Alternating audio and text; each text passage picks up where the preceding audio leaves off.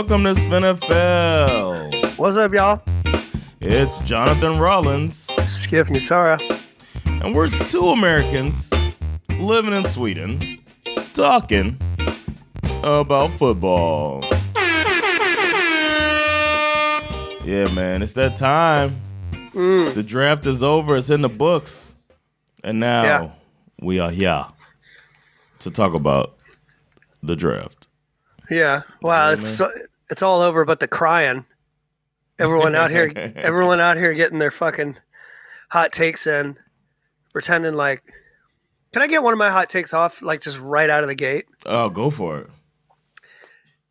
I don't actually I don't hate mock drafts as much as you do. I dislike them and I think they're dumb. Mm-hmm. I don't hate them as much as you do. You know what I hate more than mock drafts? What? The level of certainty that somehow is generated. You got all these people who do these mock drafts, and leading up to the draft, most of the mock drafters are quite humble. Mm-hmm. And the reason why they're humble is because, well, this is what I think they're going to do, or this is what I think they should do. But somewhere in between, I think this is what they're going to do and what they actually do, all of a sudden these people, their opinions start to crystallize. Mm-hmm. And the reason why their opinions start to crystallize is because your mock draft, I don't care when you create it. I don't care if it's like version 1 or version fucking 12.7. Somewhere at the end of April, we're going to find out if you were right, if you were wrong. Yeah. Yeah. But those opinions that come after the draft, we don't get to find out if you're right or wrong. In some cases, it could take 4 or 5 years for your take to prove to be true or false. Yep. So you can say any fucking thing that you want. They use it to their advantage. You're right. Oh, I love this one. And I am not here for this shit. And maybe whatever. I'm in my feels because people are coming out. The Falcons are basically the fucking lead story after day one for all the wrong reasons. Yeah. And it is what it is. We'll get into it more later. But it also kind of just piqued my interest, not just from that perspective, but also just from all the, like how many times have we sat here and been told like this guy's a can't miss prospect or that guy's not important, and all these things. It's just like, Jamarcus Russell. Yeah. I just got to say Jamarcus Russell. Don't forget. People say Ryan Leaf all the time. Jamarcus Russell fleeced the Raiders and turned out to just be too lazy for the game and didn't do it right, man. Mm-hmm. Anyway, I just had to get that off my chest. Also, I have the other thing I have to get. I want to pre-apologize for all the like coughs and sniffles and shit. I've been ever since I got back from the States. I had about 2 or 3 days where I felt really good when I got back from the States, and then all of a sudden I just got absolutely stomped by like some kind of a spring cold on like Wednesday or Thursday. Damn, you sure it's not allergies? I don't do allergies. That's not my thing. Maybe you think you don't do allergies. You live here now, man.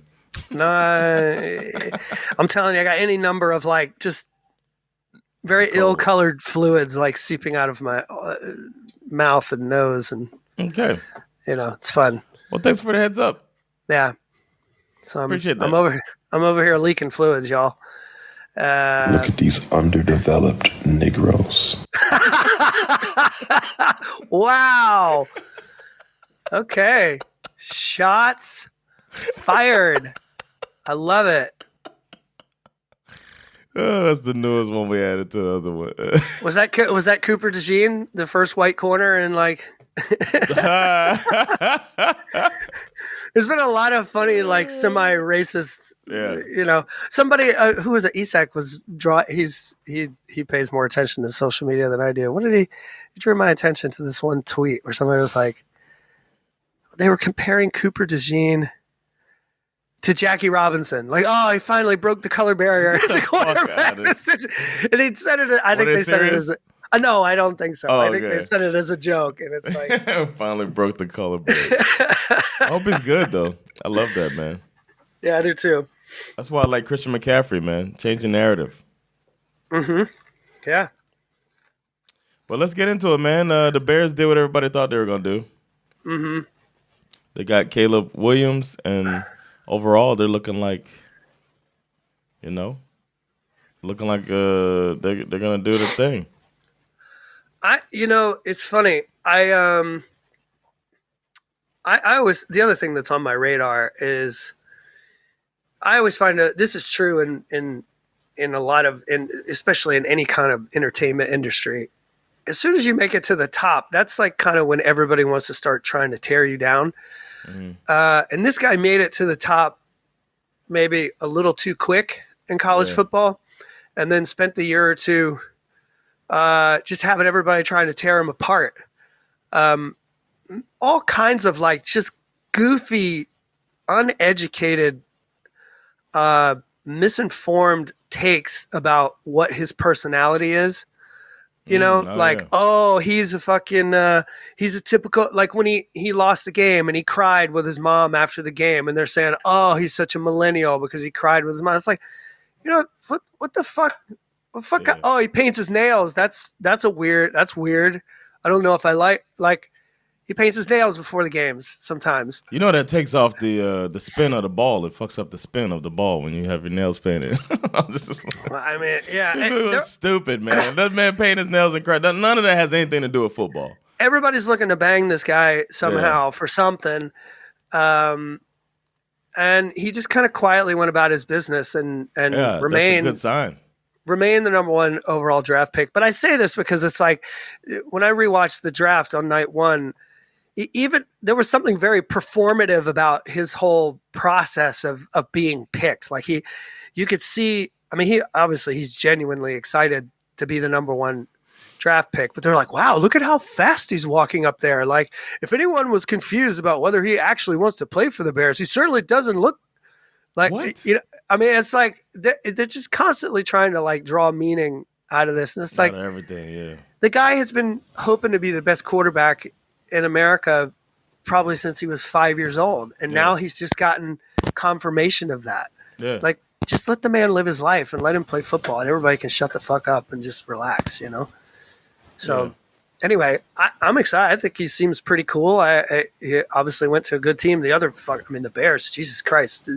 They turn around 8 picks later and pick Rome Odunze, wide receiver out of Washington. This guy's an absolute beast. Mm-hmm. All of a sudden, the Bears are stacked. They got a tackle over there trying to get some blocking help. They got a punter, Torrey Taylor, huh? Yeah. I mean, they didn't before they got their edge rusher, but who knows? They didn't have a lot of picks in this draft.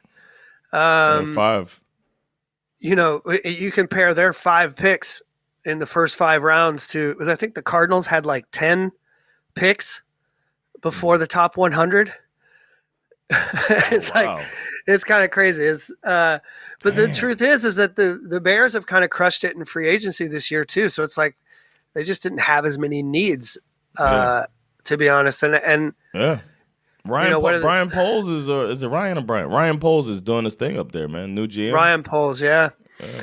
I mean, we'll see how it works out, but it'd be fun. I still think Eberflus keeping him was the mistake. Well, honestly, I mean, he has to be top candidate for hot seat next year because it's like with all this shit after everything that's been done. And Caleb is not taking a pay. Ain't no team friendly salary coming out of that guy. Well, also they are not gonna waste a single second of the Caleb Williams era at all. If this doesn't work out this year, if they don't make the playoffs, Chargers. I think he's gone. I think he's gone. Yeah. Well, let's go to the next team. I guess second pick was the Washington Commanders. Mm-hmm. What'd you think about that? About Jaden Daniels going? Jaden Daniels out of LSU. I have mixed feelings about Jaden Daniels. Mm-hmm. I watched him play a lot because he plays in the SEC, of course.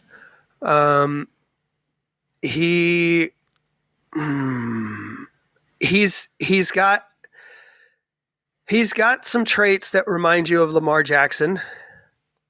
Okay. He's not as big as Lamar Jackson, which is part of the problem. And he has a lot of bad habits that could lead to him becoming a little more like a Bryce Young. Oh, kind of. So okay. I actually think he's a little bit. These super small, mobile quarterbacks who don't keep their eyes downfield when they have to scramble, I think the jury is out on them. Yeah. These are the kind of guys that I feel like are the most likely to fail in the NFL, because if you can't operate from the pocket, you're in trouble. Yeah, I'm paying this left tackle so much more, third highest salary on the team, and you're running around making it harder for him to block, getting him holding calls and shit. I gotta now. Some of the other things that they did, I was really impressed with. Let me say something real quick though, because you're moving off from the quarterback. For the Commanders, man, the thing that makes me worry about this is it's the coach, the coach quarterback combination that we rely on to make our pick. Dan Quinn. Dan Quinn going to develop this guy? You know what I mean? That's what I wonder. I mean, the only time we've seen Dan Quinn as a head coach was obviously with the Falcons, and But your guy was there already. Oh, he inherited the Matt Ryan era. Matt Ryan was there long before Dan Quinn was. Guess who's their offensive coordinator in Washington? It's Cliff Kingsbury, isn't it? Yeah. That's also concerning. I don't know. I mean, if he's only got the responsibility of OC, we'll see. But I feel like he's kind of built his career off of Patrick Mahomes and Kyler Murray a bit. I have two very different like when I look at the Bears and the Commanders, right? The pick one, pick two. I have a lot of optimism that the Bears could be next year's like super fun team. Yeah. Right? I don't feel that with the Commanders. I still feel like the Commanders have a lot of work to do. They have I think they have a lot to prove, to be honest with you. Yeah. But partly because of and I'm glad you brought that up. That's a good point. I wasn't thinking of it before. I think the coaching situation is brand new. The GM situation is brand new. The ownership situation is brand new. I mean, the vibes are obviously better than what they were when they were with Dan Snyder, but you still got to put these guys on the field and fucking stack some wins. You know what I mean? And I'm not convinced that the Washington Commanders are going to do that. However, they did make some other great picks that will probably go largely unnoticed. Johnny Newton as a D lineman out of Illinois was, for some people, had a first-round draft grade. He's a pretty good player. I think he came into the combine with some kind of an injury, which is why he fell. But, the other guy who I actually have seen play in games is the tight end Ben Sinnott out of Kent State. This guy's actually really good. He was considered the second best tight end in the class after my man, former Bulldog Brock Bowers. This guy's legit. He could be a really good player for the Commanders, I think. And he might actually be the safety blanket that Jaden Daniels needs. That guy who can, help him out in a pinch, basically. If Jaden Daniels can see him, we'll see. I'm just saying, Jaden Daniels. The knock on Jaden Daniels is that he drops back, he counts to three, and if he doesn't see anybody open, he just runs. Oh, so he's not a multiple read type of guy. So Luke McCaffrey, that's Christian McCaffrey's brother. That's correct. That's Christian McCaffrey's little brother. He's a wide receiver out of Rice University. I have never seen a single piece of tape. I don't know anything about him. Right. Obviously, bloodline. Yeah, exactly. I might put that on I might put Warren Sapp bloodline on our on the soundboard. They'll be paying attention to him. Obviously, it'll be fun to see what happens. All right, then the Patriots, what they do? Yeah, well, oh no, he gone. He gone. He gone. He gone. Speaking of the top four picks in general, there was a lot of consensus that there would be trades happening. Teams trying to move up and teams trying to move back. We didn't see very much of that at all in the first round. Very, very little. The Patriots decided to stay put and pick Drake May with their number one overall pick, QB out of University of North Carolina. Oh no, man. I don't know either, to be honest with you. I did not see him play very much in the year that everybody, he had some kind of number one overall pick draft vibes 2 years ago, which is the first time I had ever heard of him. I don't make a habit out of watching the University of North Carolina play college football because they usually suck. They suck, and then they beat Miami. That's their thing. Right. That was just beat Miami and suck. Yeah. They're pretty good now. They got a good coach, too. I always thought, like, okay, you're good at basketball, but you suck at football. So I've just never really paid that much attention. They're getting good at football now. So, and then, of course, he had a rougher year last year. I think he had an injury or something, too. But, this to me, this is another great example. This guy could be, I don't know, fucking take your pick. This guy could be another Kirk Cousins. He could be Matt Ryan even. Alex Smith. Alex Smith. Or, he could be Mac Jones. This guy could be another Mac Jones. You think, so you're saying it could be a real... Could be. Could be. I was just trying to give you a reason to hit that button again. I honestly don't know. The Patriots, I mean, you remember what we saw from the Patriots last year. They need they have so many needs to address in this year's draft. They have a good defense. But they had so many,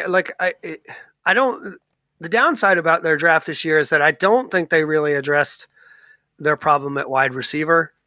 They did wind up Jalen Polk.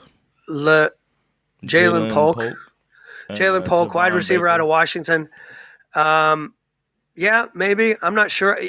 I'm not sitting here thinking the Patriots are ready to take over the division again based on this. No. And also, we don't know anything about what it's going to look like with the new coaching situation. Nope. We just don't. To me, I'm more like kind of, we'll see what happens. They got a rookie coach, and Gerard Mayo's the head coach. Then offensive coordinator Alex Van Pelt.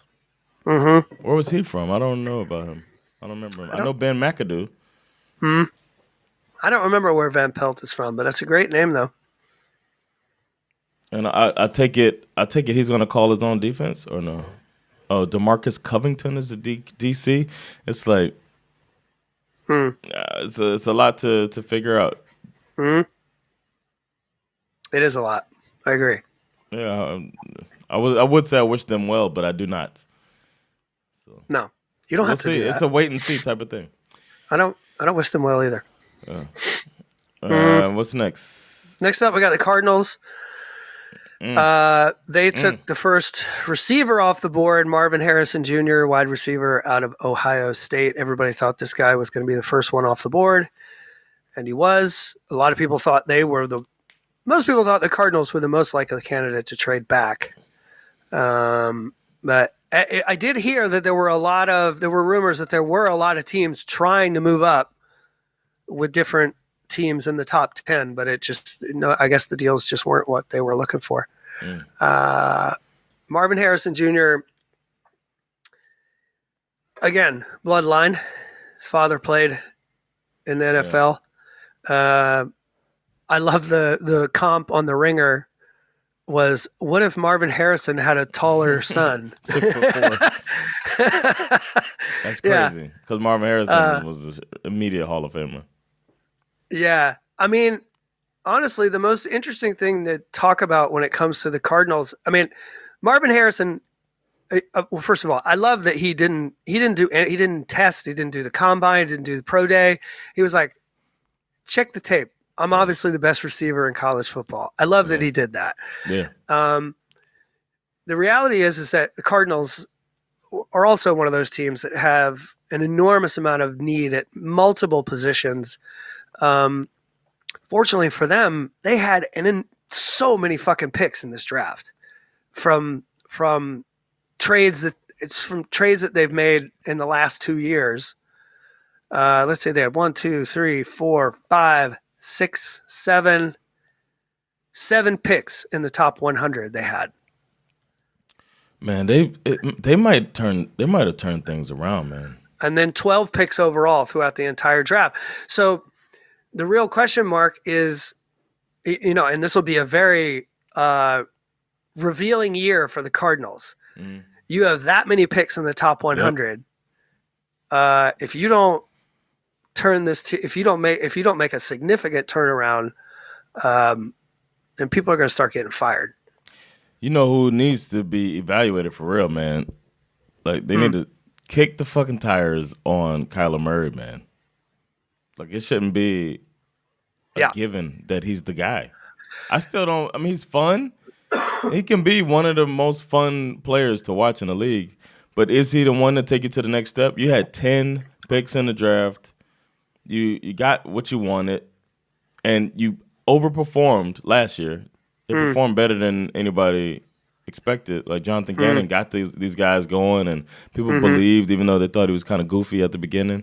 It looked like they got the coach, and Murray didn't. He came in and he was all right. We'll see, man. Can he stay healthy too? Like it's gonna be a lot with. I don't know. I feel like there's still a quarterback. I don't know if he's the guy. I'm not a believer. We'll see. I agree. I would say that this is he's on a short leash. He should be on a short leash. That's what I want to say. He should be on a short leash. I think he's on a short leash. If this doesn't go well, I can only assume that the Cardinals' number one priority will be addressing the quarterback position next year somehow, whether it's free agency or in the draft. I will say this. They picked up some good players with these picks, though. I mean, Darius Robinson is a very good edge rusher out of Missouri. Missouri has been an emerging power in the SEC over the last couple of years. It's been a much better team than they have been in the past couple of years. They got what some people are arguing is probably the best running back in the class, Trey Benson out of Florida State. Very good running back. And then they just got it. Wrong school. And then they just got a lot of dudes. And the question is, do they work or do they not work? Right. It's really just kind of a wait and see thing. Yeah. Well, all of it is, but Yeah. Yeah. What about our boy Sean's Chargers? Sean's Chargers. I actually got to give Harbaugh a little credit here. Nobody really knew what Harbaugh was going to. He's so unpredictable. It's like he's kind of a weird dude. Yeah. I think he quietly was very smart with the way he went about his draft. Tackle was their biggest need, given that Justin Herbert was just getting buried last year, also got injured last year because their offensive line was so bad. They couldn't run the ball last year because their offensive line was so terrible. So they went out and they took the best offensive lineman in the draft. This guy, Joe Alt, out of Notre Dame. Smart. Mm-hmm. And then somehow they were able to did they trade for this? I think they traded up in the second round with New England. Early pick, yeah. They traded up in the second round with New England to pick my man, former Bulldog, Ladd McConkey, wide receiver out of Georgia. Who is just, I think I like this fit for him. I really do. He's going to a team that has a really fun quarterback. I think he has a great chance to succeed here. And then Harbaugh went about essentially just addressing the defense for the rest of the draft for the most part, picking a linebacker, a D lineman, a couple of cornerbacks. Dipping in the Michigan well, too. Yeah, we knew he was going to do that at some point, but I think it was also pretty smart for him to delay that. Don't do it right out of the gate. He also took – this would be fun. I just think it would be fun to see if it works. He took Brendan Rice, wide receiver out of USC. This is Jerry Rice's son.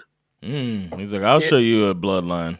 Yeah. So, I mean, he played really well for USC. He was one of Caleb Williams. It was basically Caleb Williams' deep threat guy. It'd just be fun to see if it works. I mean, they took him in the 7th round, so it's like, I don't know. Yeah, why not? Why not take a flyer on him? Yeah, fuck it.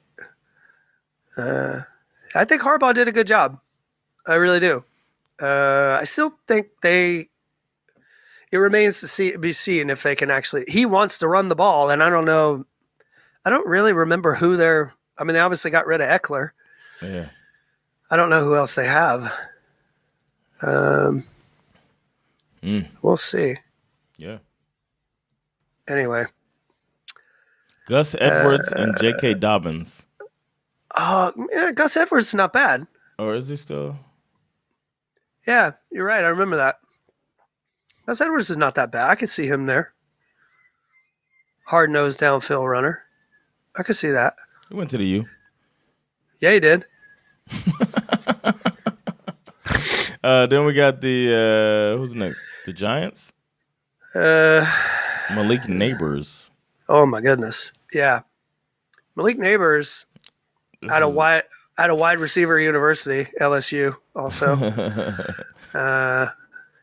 this dude is. I mean, some people. There were a lot of mock drafters who thought this guy should go before Marvin Harrison Jr. Mm-hmm. We shall see. How hot is Brian Daboll's seat?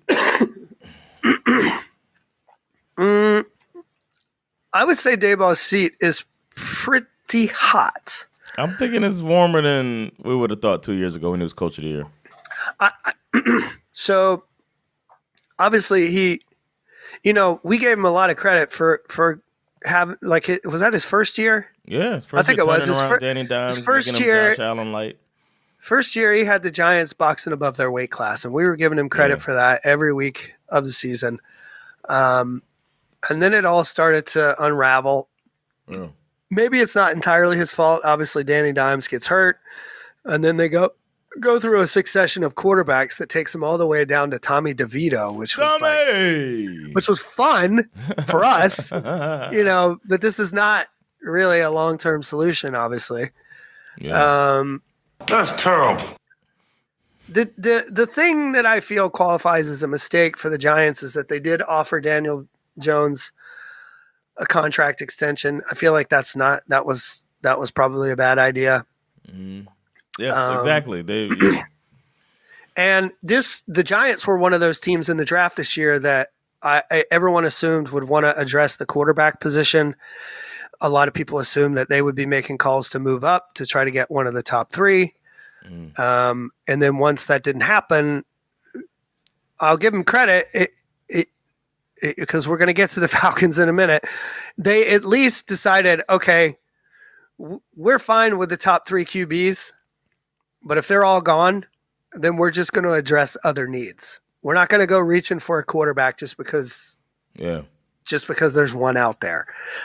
So at least I personally think it was smart that they just said, you know what, fuck it. We're not just going to take any quarterback when one of the best receivers in the draft is sitting right there and falling into our lap. Let's go take this guy and see what happens. I think that's very smart, and I think because statistically speaking, I don't think these top. I guess in the 2020 draft, the first three quarterbacks are still. No, but we talked about this last week. It's like most times the top five quarterbacks taken off the board, one of them works. Yeah, but I was saying in 2020, it's Burrow, Tua, and Herbert. Yeah. They were in the top five. Like the top six, I'm sorry. I think that's rare. Okay. And don't forget Zach Wilson the next year. Right. No, I'm just kidding. None of those work. You got what's his name? Mac Jones, Zach Wilson. Who else came out that year? Trey Lance. Yeah, see, and Justin Fields. And none of them are starting on those teams anymore. Exactly. So that's what. Hopefully, it's not. Well, we know it won't be that with Caleb Williams, but yeah, Jaden Daniels and Drake May. Who knows? So, I mean, the Giants, I don't know what else to say other than the fact that they got a top-tier wide receiver. The rest of these guys I don't know shit about. But we can look at how they're, I guess, what they're thinking maybe. They also I don't remember who they're – well, they drafted a running back in the 5th round, which is who knows. I mean, Saquon's gone. Saquon's an Eagle. Yeah, which is weird. Yeah, that's going to take some getting used to. Yeah, I don't know. We'll see. Oh, and of course they have Drew Lock in the building too. So forgot about that. Who reportedly That's a bold statement. Yeah, exactly. Who reportedly was told that he has an opportunity to compete. Oh yeah, I remember that for the position, which is like okay. So I think if I'm a Giants fan, I'm excited that I got a fun new shiny toy, but I'm far from convinced that this is going to be a good season. I mean, they needed it, man. Remember their receiving core last year just looked like, whoa, what are we? Just a bunch of 2s and 3s. It's like, yeah. So good for them. Mm-hmm. Then we got the Titans. It's another team that looks like it's just in the abyss, kind of. Like they've been dragged out there by Dan Campbell somehow. Yeah. Their big need was tackle. Everyone had them taking Joe Alt. Obviously, the Chargers beat them to it. So they take this kid, J.C. Latham, offensive tackle out of Alabama. Yeah. Good for you. We got a rookie coach. Mm-hmm. Brian Callahan, rookie head coach. Nick Holtz is offensive coordinator. Mm-hmm. It's like, what? They also did a lot of work in free agency too. You know, they picked up Calvin Ridley. They got Tony Pollard. Anybody's guess what they're gonna be, man. And I personally, I'm out on Will Levis. I can already tell you right now. I'm not. Forgot about that part. I don't think he's special. Probably the smartest pick the Titans made was in the 7th round when they took James Williams out of the U. Let's go. Safety. All about the U, baby. They know what's up. You had to get they got 2 players with apostrophes in their names. We can't let that go by. Tavondre Sweat. And Jaquan Jackson. I love it. Another wide receiver. So your people love a apostrophe. My people, the blacks. Yes. But so we'll see, man. Looks like they're really looking at defense, though. 5 of their 7 pick are defensive players. So yeah, because their offense was already just complete. So I don't know, man. I don't know. So the coach is probably thinking of changing, like rolling things out. Changing the scheme must be much different than Vrabel's scheme. It has to be, right? Yeah, it's going to be really interesting. I mean, this is like a whole new era. I mean, they fired Mike Vrabel and immediately said, we want to reset the whole franchise. Like, I mean, the Mike Vrabel era is like hard-nosed, run it through your face kind of football.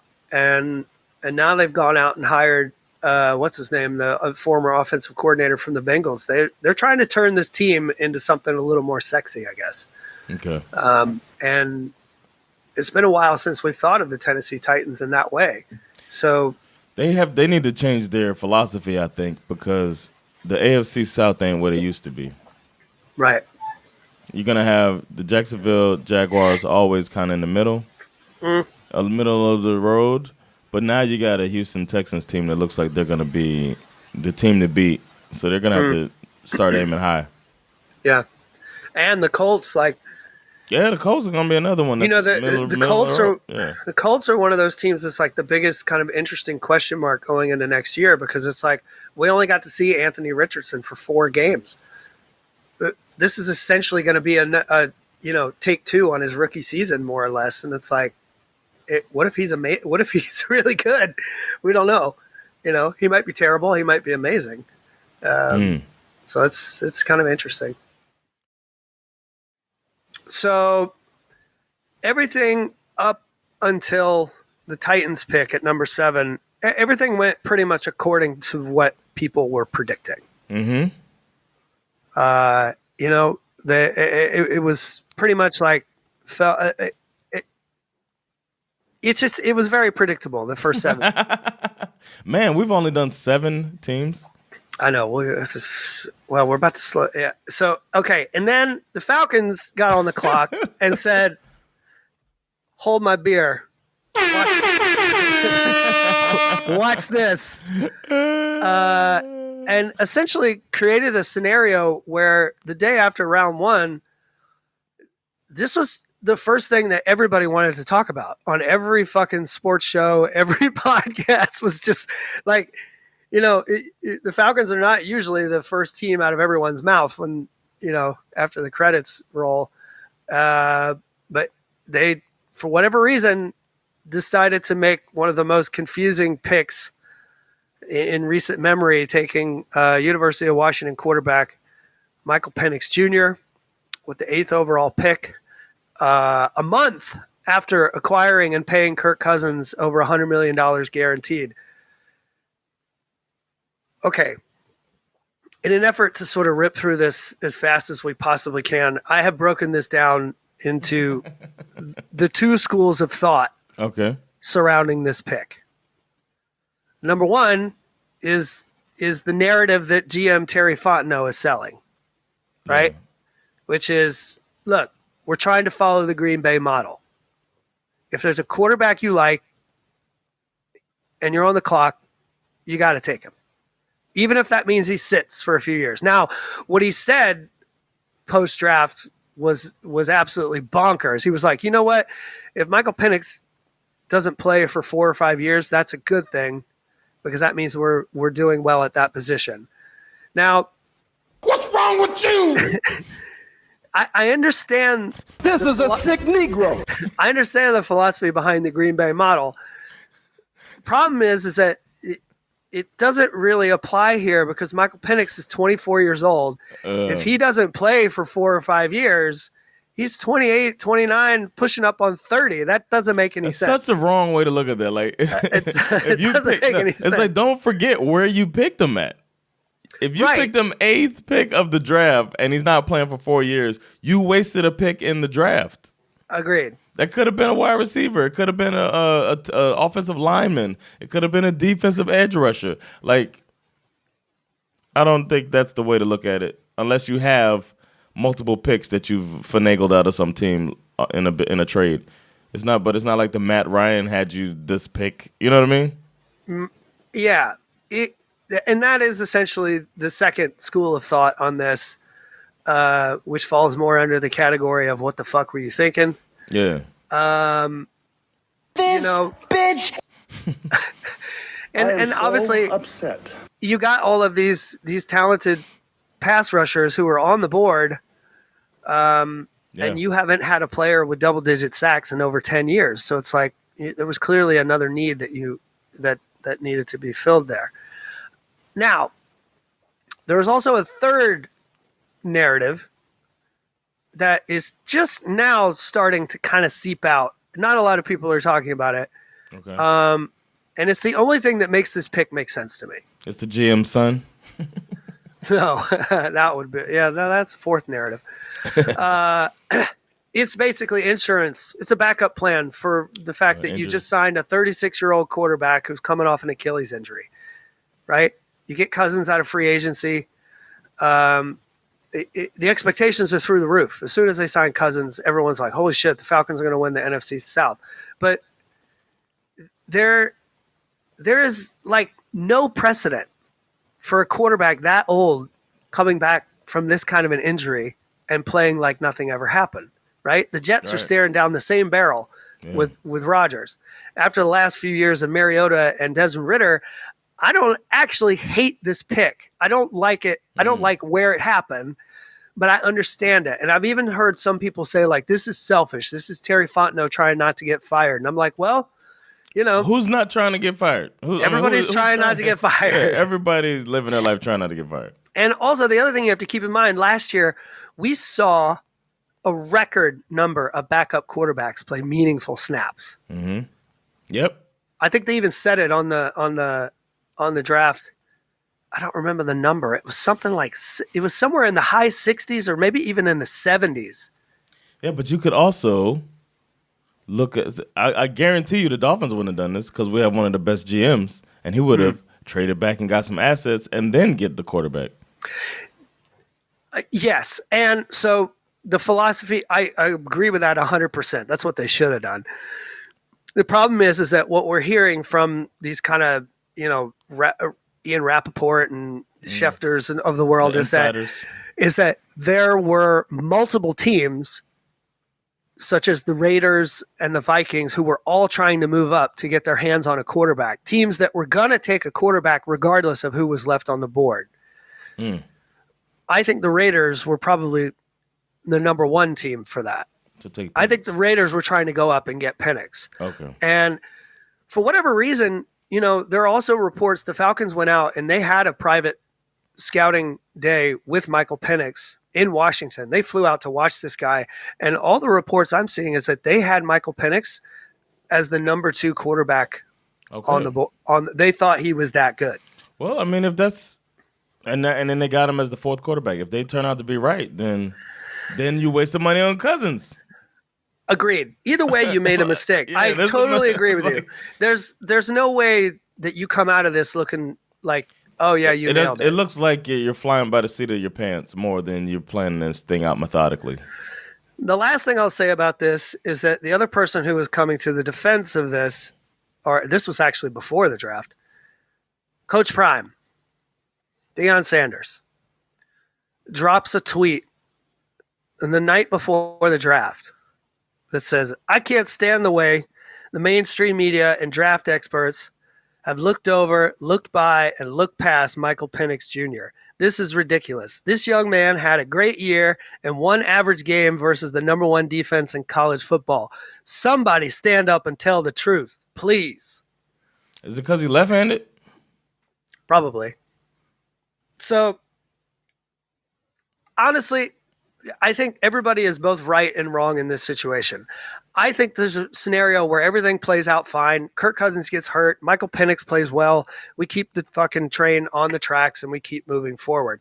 That being said, there is no way to square the two decisions of paying Kirk Cousins that much money and taking this guy 8th overall. Either way you look at it, it's a mistake. But it is a mistake that could wind up saving Terry Fontenot his job. And you got Taylor Heineke just 3rd string. Yeah. Now, that being said, they made some really smart choices moving forward throughout the draft. They went on in the 2nd round to pick a guy who I thought it was really funny. They follow up this head-scratching Michael Penix pick with a guy who no one's ever going to be able to pronounce this guy's name. I actually looked it up. I looked him up telling people how to say it, and I still can't say it. Ruke Ohohoro. Apparently, his parents were eating a sandwich when they told the doctor his name. Ohohoro. Exactly. Apparently, his first name was pronounced Rook Orororo is how you pronounce it. Orororo. Orororo. Was his last name given by Scooby-Doo? Orororo. Orororo. Yeah. So that's pretty funny. Y'all had 8 picks, though. We did, and we did address some of those other defensive needs that we have. I'm just going to call this guy Rook. He's a D lineman out of Clemson.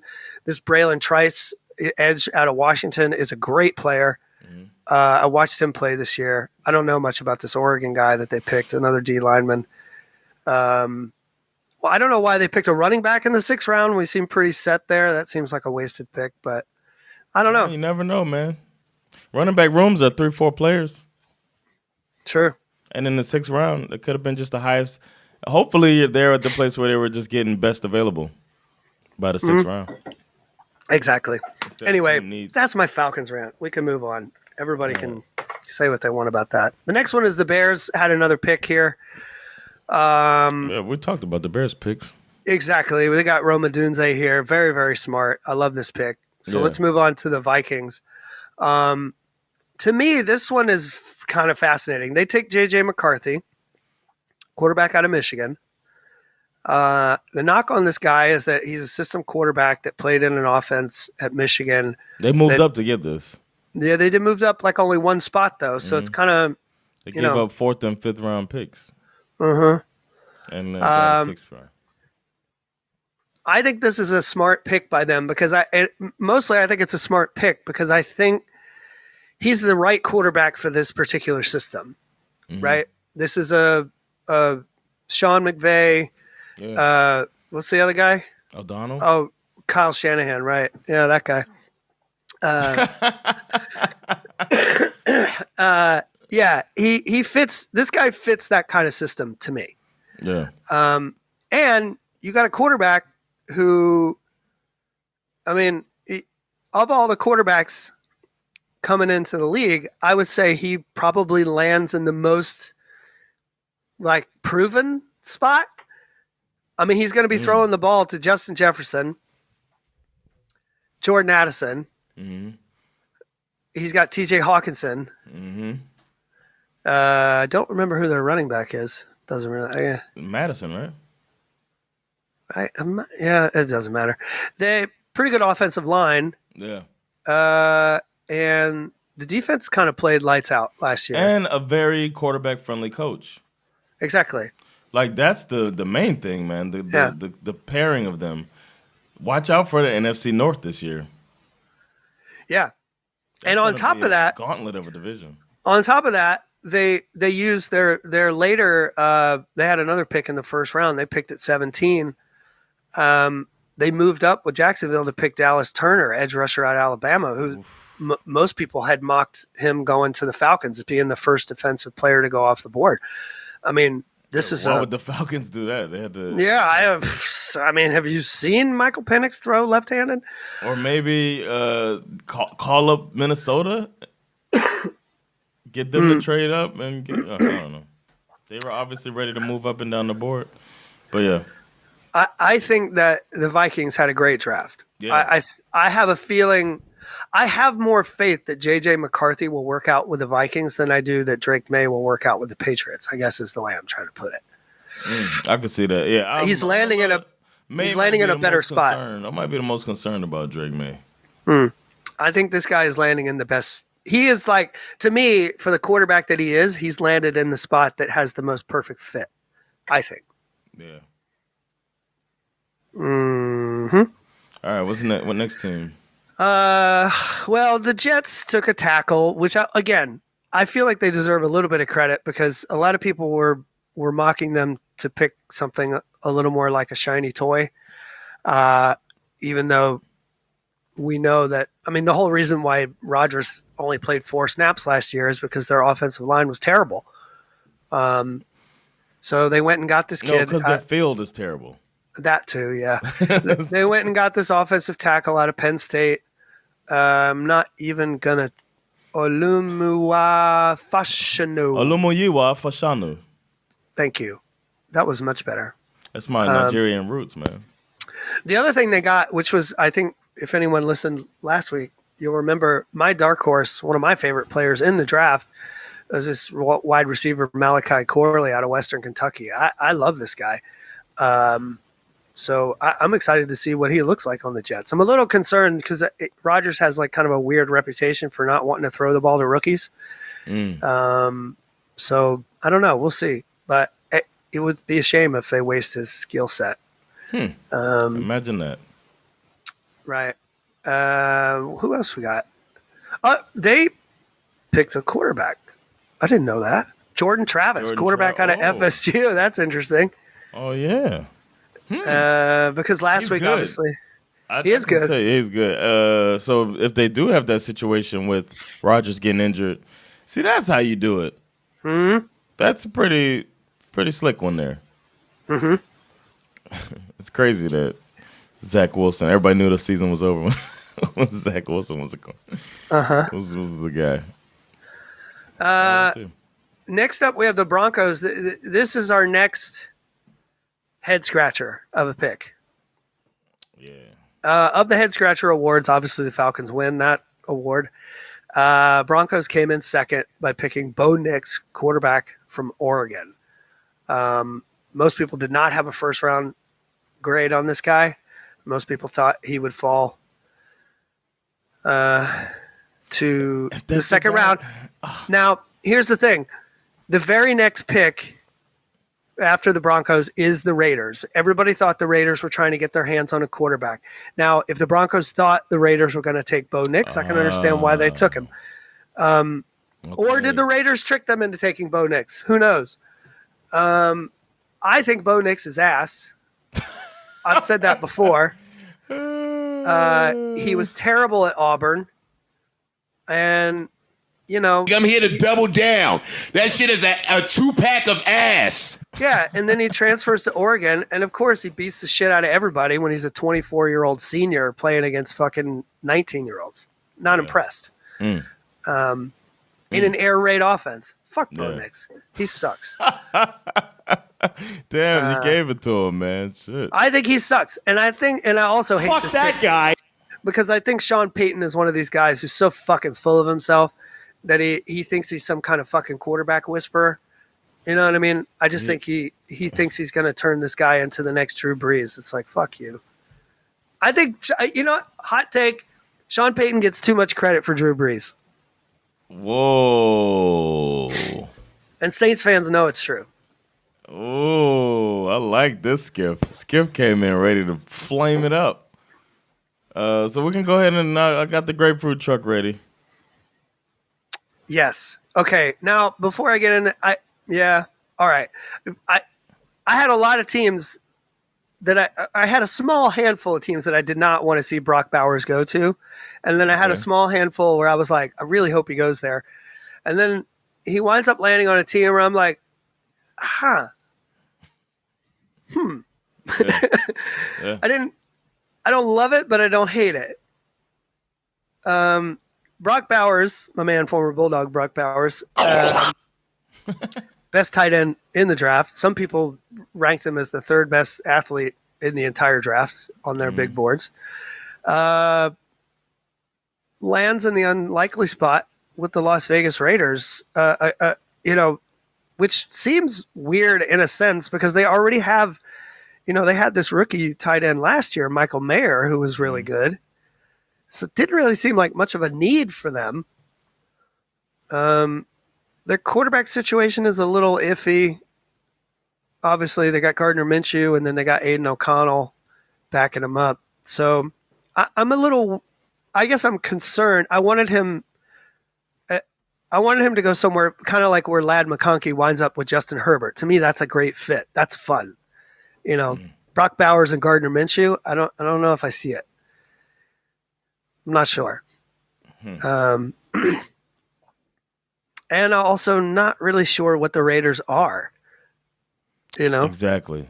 I'm really not. Yeah. I'm not sure what they are. This year is going to be very revealing. It's not Brock, but it's Aiden O'Connell. AOC. Yeah, Aiden O'Connell is their backup quarterback. No, he's got to be a starting quarterback. Who's their No. They got Gardner Minshew in free agency. He's not going to start over Aiden O'Connell. Aiden O'Connell was all right last year. Aiden O'Connell got benched last year. For who? I don't remember. Maybe one game. Aiden O'Connell was all right. He's their guy, man. I think he's their guy. We'll see. Or maybe they'll battle it out in camp. But I don't think Gardner Minshew was brought in to be the starter. Right. But Either way, he'll probably beat him out in camp. I'm just glad that the Raiders took Brock Bowers because the next pick, this was like the place, like the absolute place that I could not. If I woke up on Saturday morning and saw Brock Bowers going to the New Orleans Saints, I would have thrown something. I would have been so angry. Instead, they take a boring tackle, some big fat guy named Taliesin Fuaga out of Oregon State. Go Beavs. Fuaga. Beavers. I mean, I don't even know what to say. Their draft is kind of interesting. They take the tackle, which they needed, right? Mm-hmm. They take Kool-Aid McKinstry. Oh, yeah. Quarterback out of Alabama. A lot of people thought he should have been a first rounder. He probably fell because when he got to the combine, they discovered that he had some sort of a fracture in his foot. Oh, that'll do it. They call it a Jones fracture, which is kind of a sort of a problematic injury. I assume he'll recover 100% and be just fine. And then they didn't pick again until the 5th round, where they take quarterback out of South Carolina, Spencer Rattler.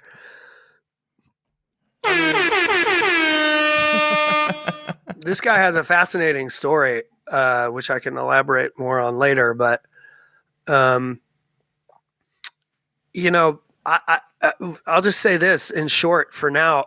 I given how frequently Derek Carr winds up on his ass, smacking his head against the turf, I don't see a situation. I think Spencer Rattler's going to play meaningful snaps this year as a 5th round quarterback, and that's going to be fascinating to see what that looks like. Yeah.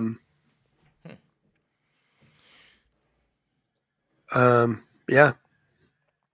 Then we got the Colts with another easy to pronounce name. This is the guy I'm looking forward to watching.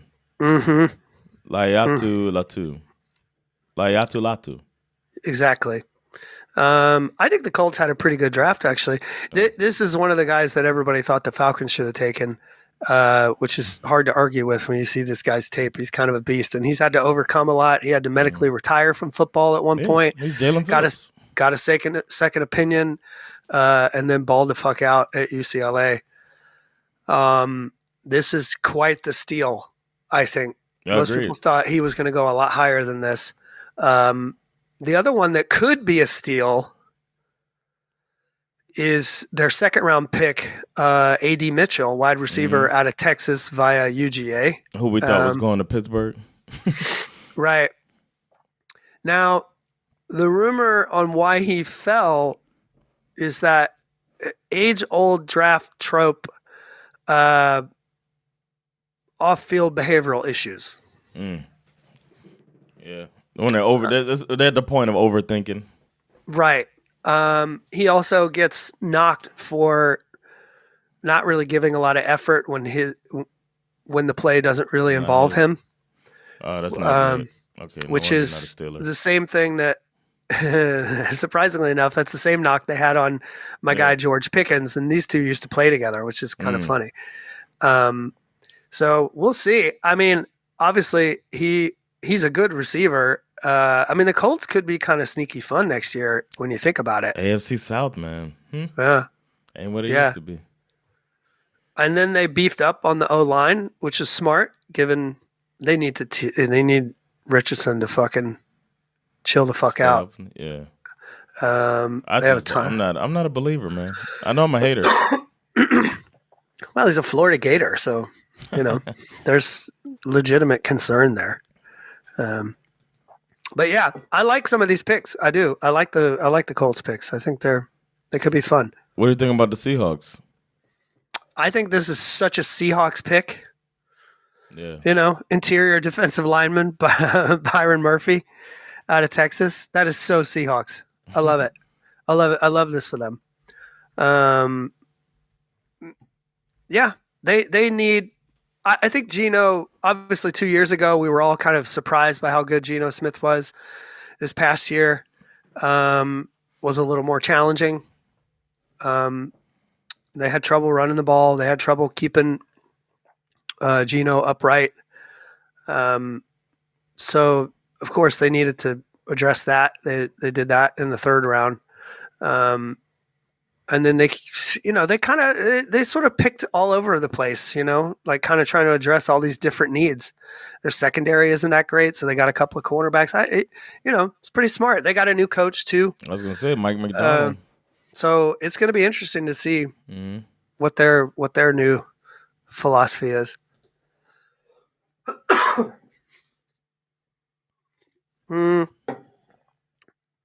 Next up, we got the Vikings. We already talked about that one. Dallas Turner, good job by them. So we can move on to the Cincinnati Bengals, who took my man, former Bulldog, Amarius Mims.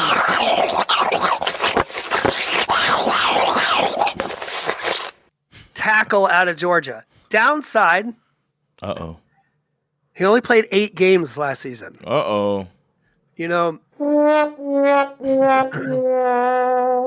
problem with drafting players out of places like Georgia and Alabama is that they have so much talent that they have everybody on a rotation. And Amarius Mims was essentially just waiting. We have had can't remember. They always give out this award every year for the college football's best offensive line. I think we've been winning it every year for the last 3 years. And when you have an offensive line that good, it's like you're just going to have to wait your turn. He waited his turn. He's a very good player, and he's a massive human individual. He's 6'8", like 360 pounds. He's just it's like trying to push a small building.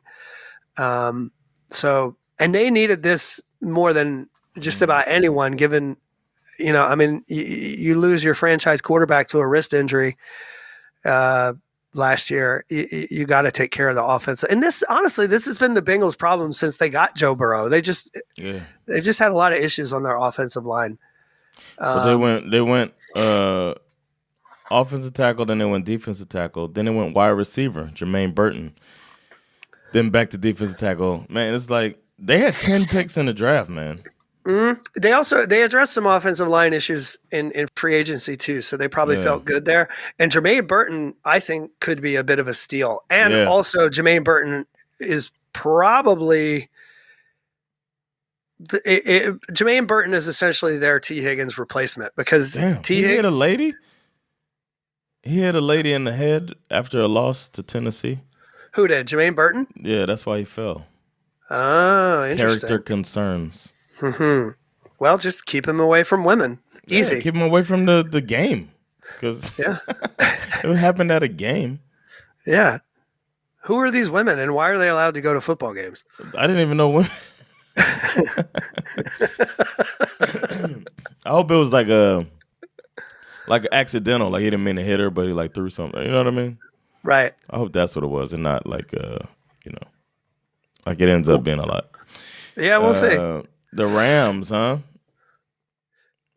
I mean, okay, the Rams haven't had a first-round pick since 2016. Jared Goff was the last.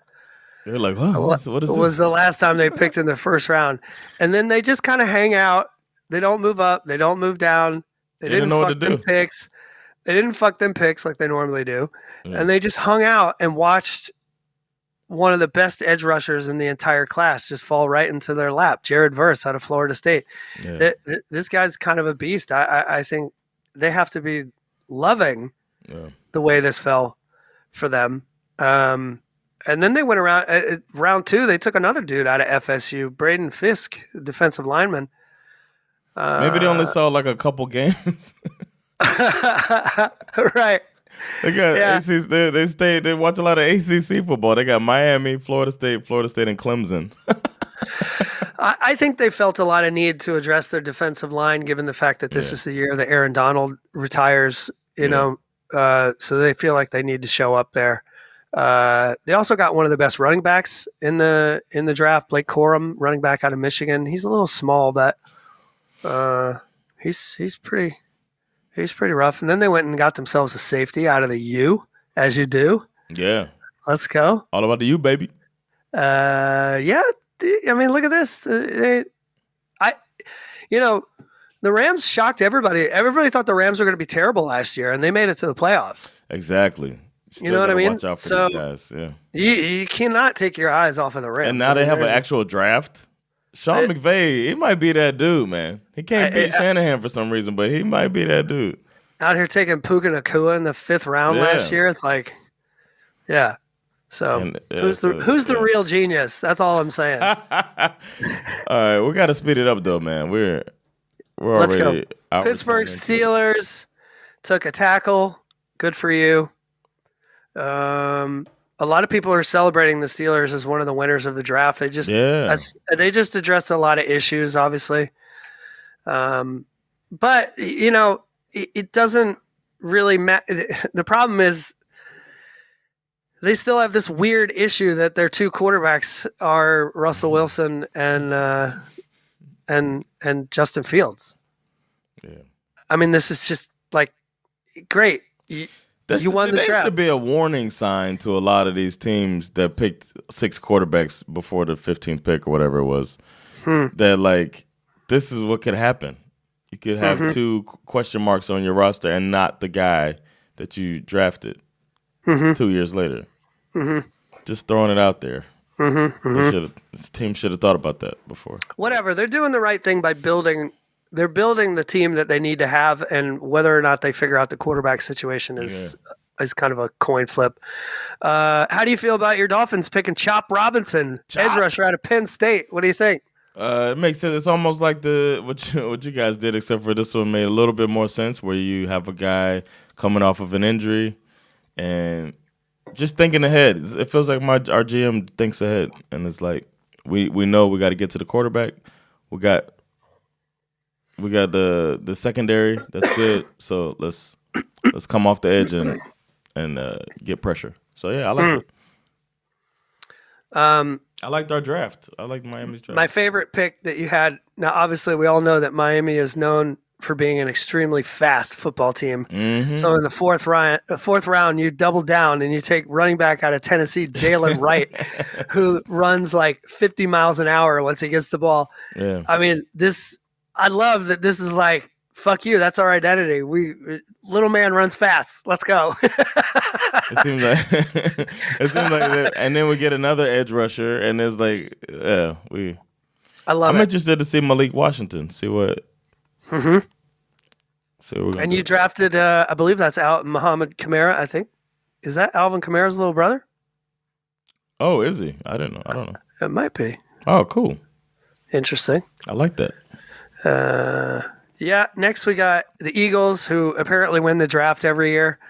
I have a take about that I don't want to talk about today, but I think Howie Roseman's overrated. I'm just going to say that for now. I'll elaborate more later. He's going to hear this and come after you. Mm-hmm, that's fine. He's going to have to get on a plane. I'm a long ways away. Philadelphia Eagles took Quinyon Mitchell, defensive back out of Toledo. A lot of people thought this was the best corner. In the draft. I can't say I've seen him play. Toledo is not a college football team I tend to watch on Saturdays, so I don't know. What about Iowa? You watch Iowa? I have seen Cooper DeJean, actually. Iowa has... How's that brother doing? Cooper DeJean, Iowa has one of the best defenses in the nation for the past couple of years. They can't score on offense, but their defense is really good. Cooper DeJean, white cornerback. Everyone's making too big. Everyone's making too big a deal out of the fact that he's a white cornerback. I think it's just stupid. Yeah. But it is what it is. He's, supposed to be really good. They went up and got him.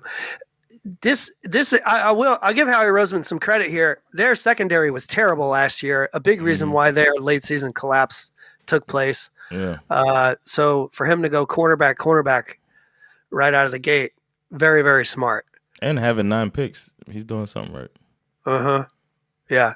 So he addressed most of their needs, it appears to me. They still need to answer for what the fuck happened to them at the end of last season. Because it's just weird that they go 10-1 and then the bottom just completely falls out after that. It's almost like Cliff Kingsbury was their coach. I know. Exactly. But it was not. We'll see, man. That's a hot seat over there. Yep, I agree. Who do we got next? We got the Jacksonville Jaguars. They got to get somebody for.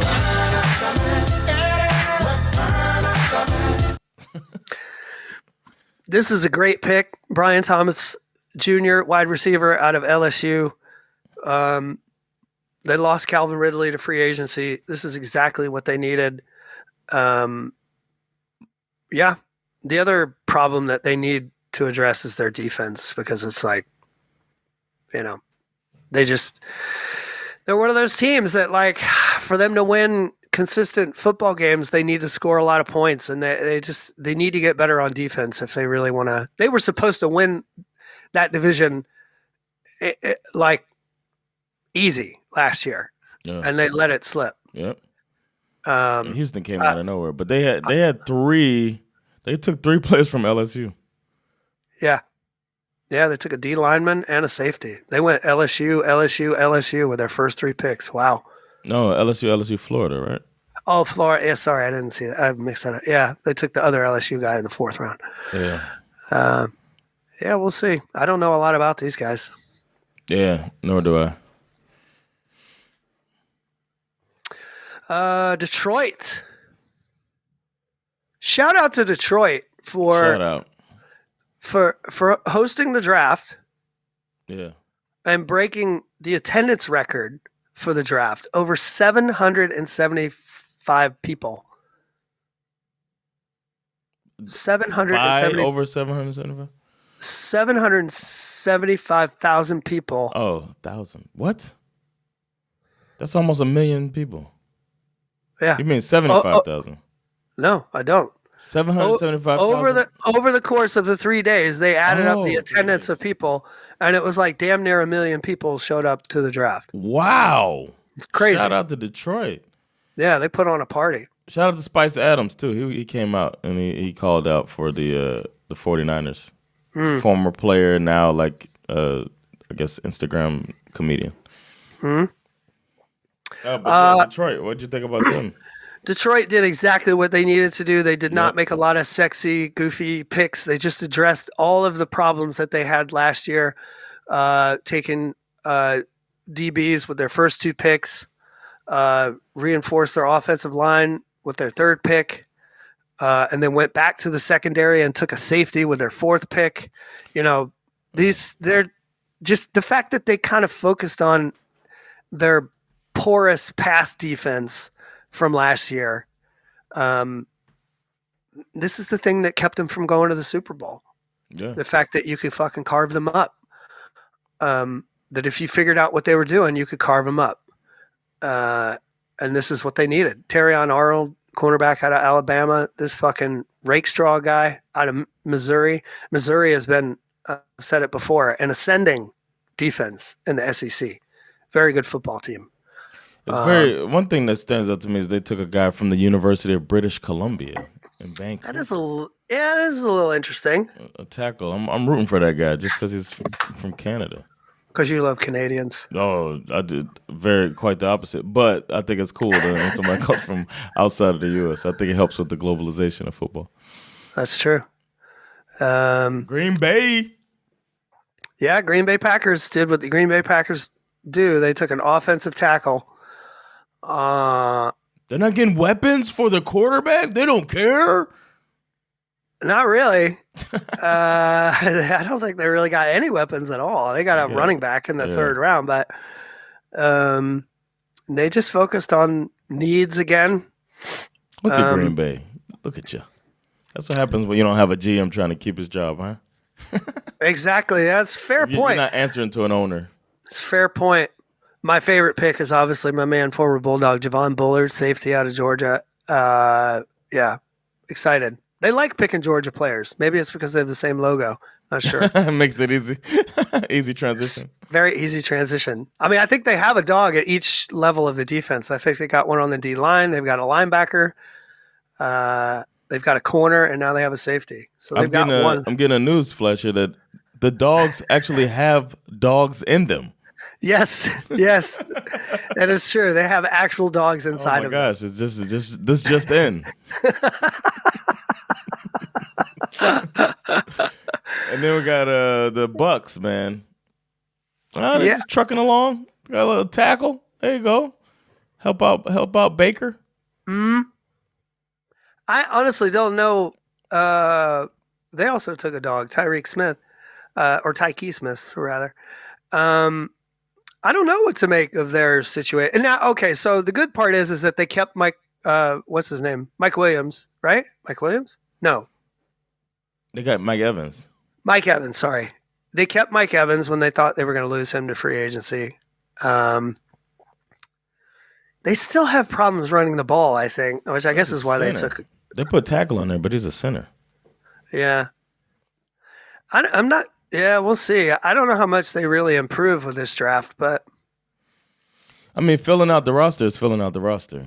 Yeah, that's pretty much what I'm seeing here. Maybe they approach the draft with like best player on the board available, and just win. And that's your dream as a fan, is that your team is not reaching and it's just best available. Yeah, and collecting assets. But they just had 7 picks. They took their 7 picks and they just did their. Looks like they just went best available. Sometimes boring is the right move. Agreed. Next up, we got the Cardinals, who we already talked about taking Darius Robinson, edge rusher, so we can skip. We've already kind of covered their situation, so let's move on to Kansas City. Here we go. Now, this is one of the more fascinating. I can't wait to see how this plays out because Kansas City picks at the number 28 spot because they traded up with Buffalo to get this pick. So Buffalo gave Xavier Worthy, wide receiver out of Texas, to the Kansas City Chiefs. So I'm not sitting here telling you that Xavier Worthy is a can't miss prospect. But I am telling you, he is literally the fastest wide receiver in the draft. He broke the 40 record at the combine. And I just cannot wait. They basically, if they have allowed the Chiefs to essentially draft their Tyreek Hill, they're missing Tyreek Hill, a younger version of Tyreek Hill. Like how dumb are they going to look? Well, the thing is, here's the good news for them is they won't be in the championship game anymore. So yeah, so there's that. I just think it's really strange. I get it. They're not. I mean, this is your biggest rival in the AFC easily. Yeah. I mean, I know that you have division rivals too, but this is the Chiefs are the Bills' nemesis. What are they doing? Trading with these guys? I don't get it. I really don't get it. Well, they're dumb. They're dumb poopy pants. Yeah. And then the rest of their draft was pretty standard. They're just addressing needs, tackle, backup tight end, safety. This safety they got is really good, Jaden Hicks. I've seen him play out of Washington State. And for whatever reason, the Chiefs are really good at identifying secondary talent, DB talent, and also developing it too. So they continue to fucking whoop ass. Well-oiled machine. Yeah, that's very interesting. Next up, we got the Cowboys, who clearly won the draft. The Cowboys have been such a funny offseason story. They took a tackle. Guard, linebacker. Okay. They took so many boring players, and they still don't really. But the only problem is they had legitimate needs on offense. Like they don't have a running back. I mean, they were the team that was supposed to take a running back, and there was even a story in the draft. Like Jerry Jones did an interview. I can't remember. There was a running back who he was saying that this guy is the guy who's top on our board. Was he available at 29? He was still on the board, and somebody else took him right after the interview. I was like, Jerry, what are you doing? Like he basically told everybody who he was getting ready to pick, and so somebody took him. Jerry, hilarious. And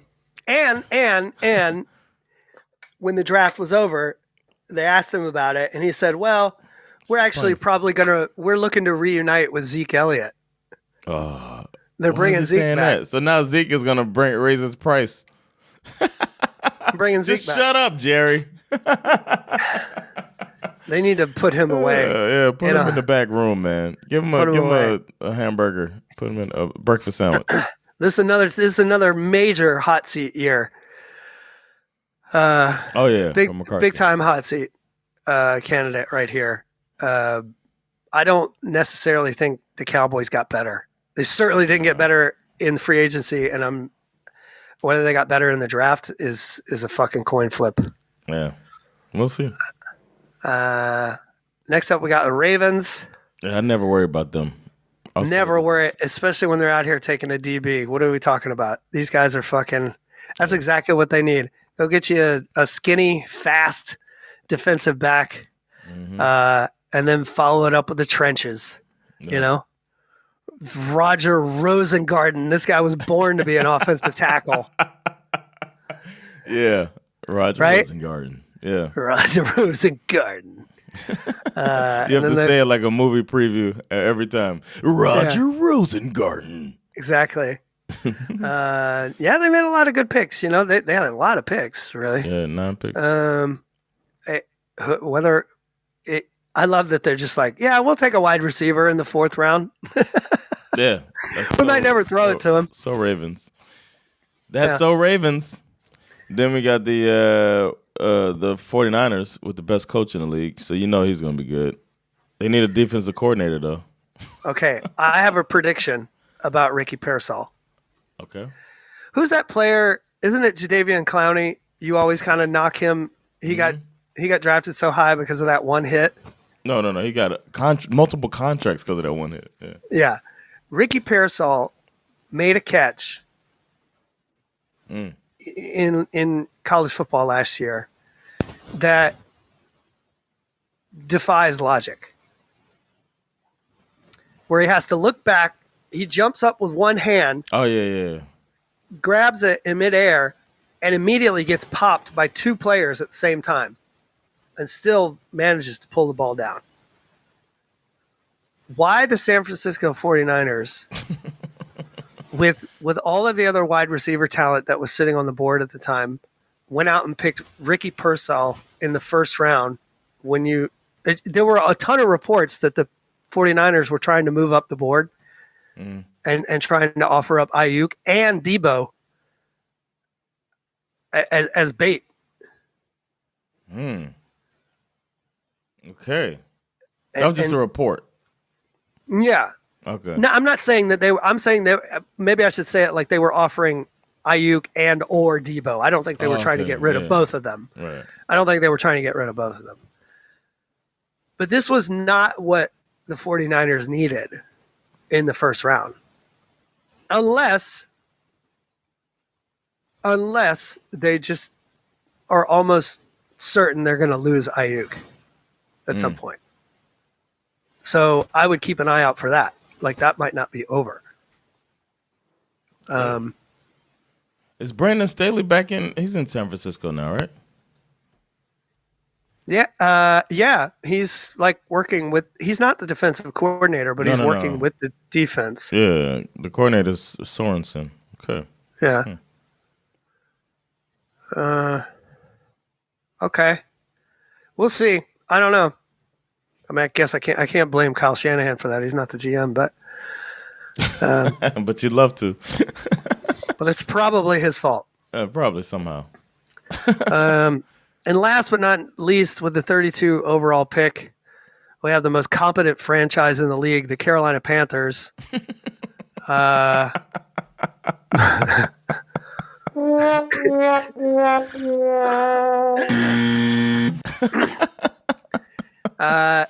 They swoop in and pick Xavier Legette, wide receiver out of South Carolina. I don't know. I honestly don't know. It's like, I mean, yeah, you got to get weapons for Bryce Young, but more than anything, I mean, I don't see them addressing their offensive line needs at all, which was the real problem. If you don't give him time to throw the ball, I don't give a shit who you have on the field to throw it to him. And they took a running back. Yeah. Second round. Yeah. So I don't see the Panthers getting better off of this draft. I'm not worried. Who's their coach now? Nobody wants to coach for them, right? Yeah, it's what's his name? It's the handsome former offensive coordinator of the Bucs. Dan Canales. There you go. Never. I don't know, man. I don't think he's ever been a head coach before. No. But what experienced head coach was going to go there? Well, nobody wants to work with Tepper. The other funny story about the Panthers. They got a good defensive coordinator. Evero. Well, they'll fire him in no time. The other funny story about the Panthers surrounding the draft is that a few days before the draft, there was this security camera video leaked from a local Carolina restaurant.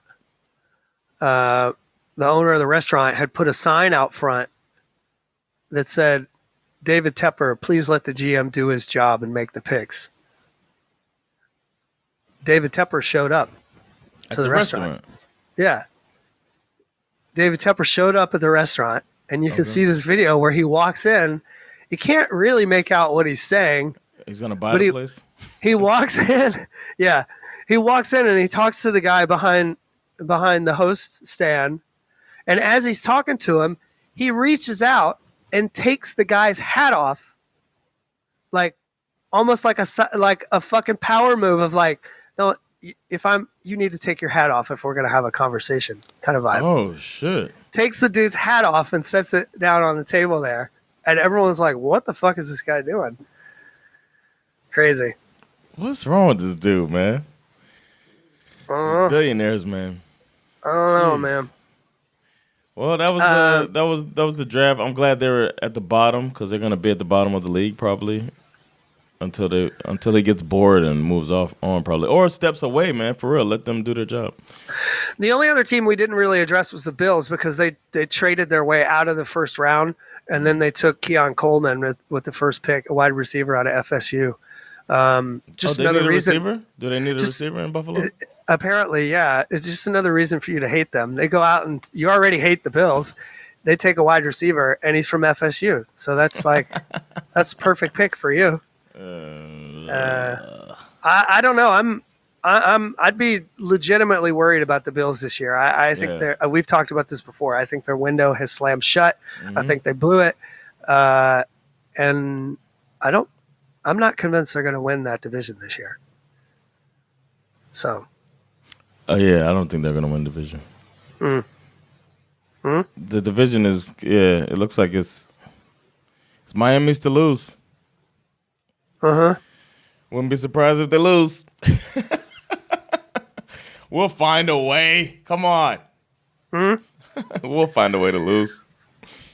The only, before we dip, I think the one positive thing that I can say. I haven't heard that one.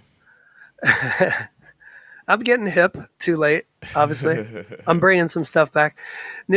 For me, I want to end it on a positive note, which is that I honestly think that the NFC North is going to be the most fun division in football for 2024. The Lions are already fun and will continue to be fun. Yeah. Packers, continuation of the Jordan Love experiment, which went really well last year. You got all these young receivers who are all going to be a year older, a little more experienced. I think that's going to be fun. You got the Vikings, who this one's the one I'm the least convinced of. But like I said, I think the J.J. McCarthy thing is going to be a good fit. And he's got Jefferson, Addison, Hawkinson to throw to. That should be fun. That should work out nicely. And then the Bears, who have not been fun for a minute, draft the number 1 overall quarterback, Caleb Williams. And before they even drafted him, they had already set him up for success, right? This dude is going to be playing with DJ Moore, Keenan Allen. They draft Roma Dunze, Cole Kmet, and my man, former Bulldog DeAndre Swift. The Bears are about to do some shit. I think. There won't be any excuses.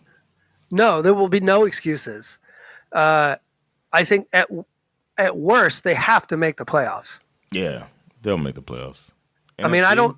NFC I wouldn't put it at like you have to win the division to keep your job as far as Eberflus is concerned. Like you want him to, obviously. Yeah. But I think as long as he makes the playoffs, he'll be safe. Is the NFC North going to be the first team to send 4 to the playoffs since going up to 7? I feel like we say this every year, and it never happens. It's really hard to do. We say this every year. It's not going to happen. Last year it was the AFC North. If there's some good team in that division, they're going to probably beat you and then it hurts your record. You know what I mean? Yeah. It's going to be great. I think the NFC North, I think it's really fun that the Bears are going to be fun again. I don't really have a dog. I don't like or dislike the Bears particularly. I don't know. It's just something. I don't know. I have kind of an 85 Bears thing too, because that was in my wheelhouse. Yeah. I was at the right age when the 85 Bears were a thing. So that still gives me a good feeling about my childhood. So I guess I do have a little bit of warm and fuzzies for the Bears. Ultimately, I don't really care, but I just think it'll be fun for them to be good again. Agreed. Who says they weren't good? No, I'm just Well, that was that 1 year with Mitch Trubisky. They had the Rex Grossman. They went to the Super Bowl 06. That's true. They scored right off of the kickoff. Devin Hester. That was awesome. That dude was such a beast. Yeah, man. All right, man. Well, this was fun. I'm glad about my team. We're scratching our head about your team. Yep. The draft is the draft, man.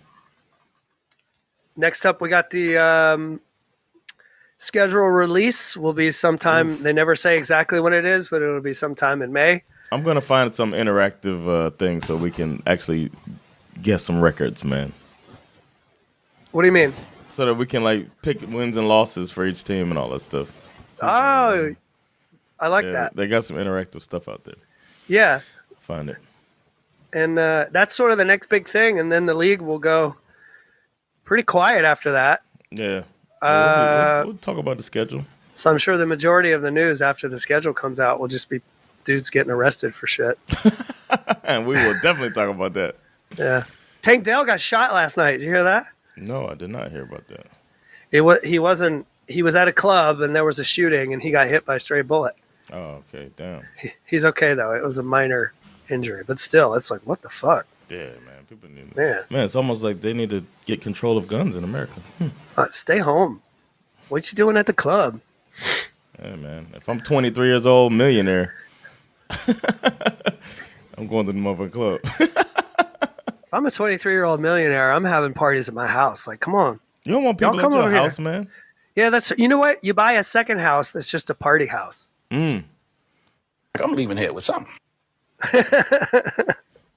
I'm from around the way. I'm leaving with something. I'm leaving with something. I'm leaving with something. On that note, we're going to get out of here, man. It's another fun one, man. Thanks, Schif, for putting all this together and going through this with me. It's always fun. So y'all stay tuned. Don't forget, if you're a Patreon subscriber, we're not charging y'all, so keep those subscriptions active. And we'll catch y'all later, man. It's been Jonathan Rollins. Schif me, Sarah. With SveNFL. Peace. Later, y'all.